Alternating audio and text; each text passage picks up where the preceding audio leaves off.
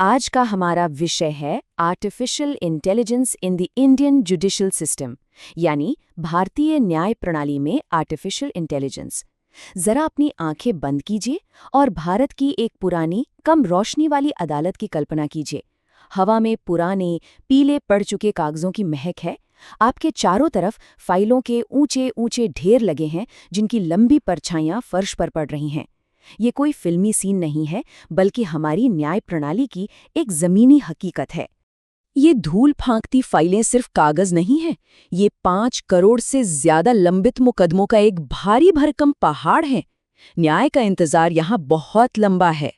लेकिन आज इन पन्नों की सरसराहट के बीच अगर आप ध्यान से सुने तो एक सर्वर की हल्की सी गुनगुनाहट भी सुनाई दे भी।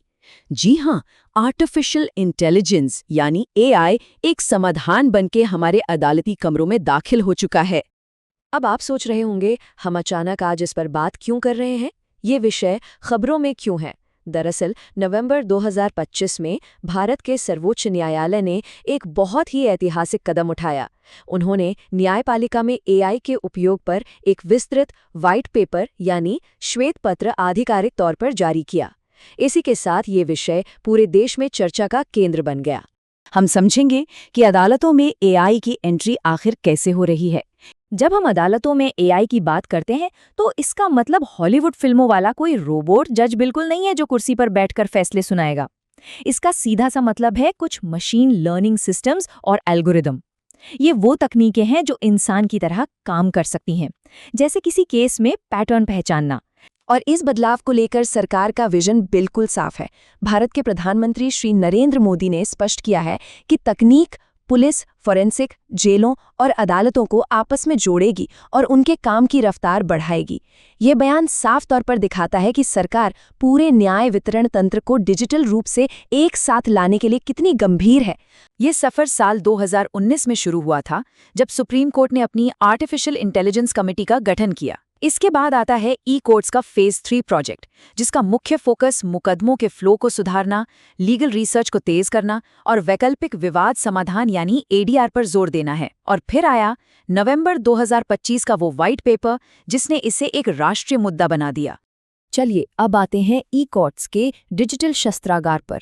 यह हिस्सा बहुत ही दिलचस्प है, क्योंकि हम उन असल टूल्स की बात करेंगे जो इस वक्त भारतीय अदालतों में तैनात किए जा रहे हैं। पहला है सुवास यानी सुप्रीम कोर्ट विधिक अनुवाद सॉफ्टवेयर। ये कानूनी दस्तावेजों का क्षेत्रीय भाषाओं में अनुवाद करता है। दूसरा है SUPACE, supreme court portal for assistance in court efficiency, जो लीगल रिसर्च और केस समरी को बहुत तेज कर देता है। तीसरा है लेग्रा, लीगल रिसर्च एनालिसिस असिस्टेंस, जिसे सुप्रीम कोर्ट के 36,000 फैसलों पर ट्रेन किया गया है ताकि ये ड्राफ्ट तैयार कर सके। और अंत में है Bhashini, national language translation mission, जो भाषाई बाधाओं को पूरी तरह खत्म कर देता है। अलग अलग हाई कोर्ट्स भी अपने स्तर पर कई बेहतरीन पायलट प्रोजेक्ट चला रहे हैं। उदाहरण के तौर पर आईआईटी मद्रास के साथ मिलकर ई फाइलिंग में गलतियां पकड़ने वाला सिस्टम तैयार किया गया है। केरल हाई कोर्ट का अदालत एआई तो गवाहों के बयानों को रियल टाइम में सुनकर ही टाइप कर देता है। और एनआईसी द्वारा बनाया गया एआई सारांश लंबी बहसों का पूरा निचोड़ निकालकर इंसानी मेहनत को काफी कम कर रहा है। अब आते हैं इसके सबसे संवेदनशील हिस्से पर, संवैधानिक और नैतिक चुनौतियां। क्या एआई का इस्तेमाल हमारे संविधान की कसौटी पर खरा उतरता है? आइए इसे समझते हैं। एआई का इस्तेमाल सीधे तौर पर हमारे संविधान की नींव को चुनौती देता है। ऐतिहासिक डेटा से सीखी गई एल्गोरिदम्स में हमेशा पक्षपात या बायस का खतरा रहता है, जो सीधे आर्टिकल 14 यानी समानता के अधिकार को खतरे में डालता है।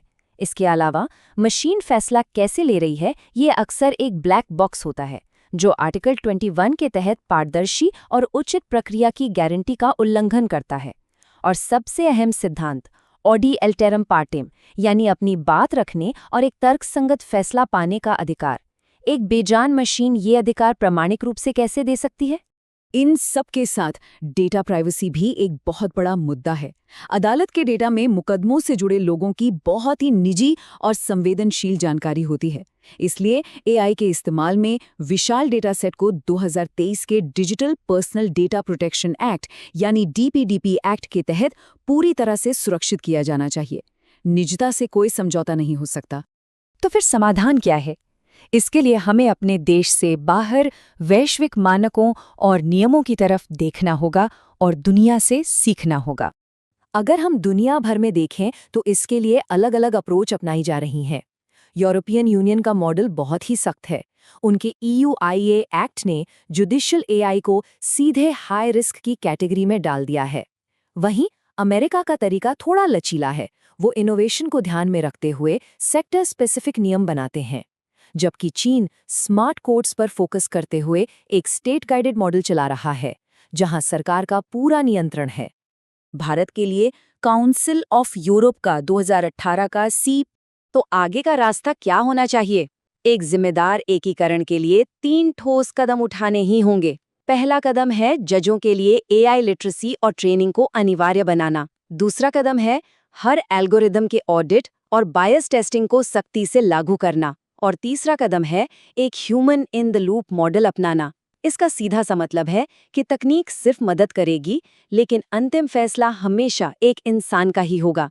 जैसा कि सुप्रीम कोर्ट के व्हाइट पेपर में भी विस्तार से बताया गया है, निष्पक्षता सुनिश्चित करने के लिए ऐसे प्रोटोकॉल होने चाहिए जो यह तय करे कि किसी भी हाशिए पर रहने वाले या कमजोर समुदाय के खिलाफ किसी भी मशीन या एल्गोरिदम के कारण कोई भेदभाव न हो।